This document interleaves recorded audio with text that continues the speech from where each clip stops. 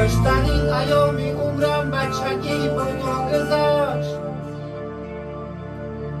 دوره های کودکی از بی‌غمی بود و گذشت.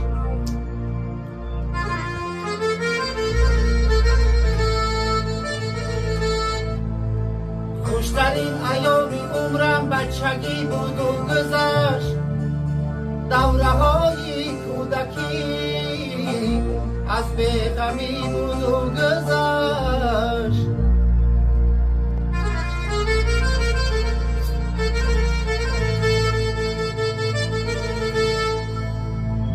می‌دویدم به سفر در کوچه ها و بچه ها،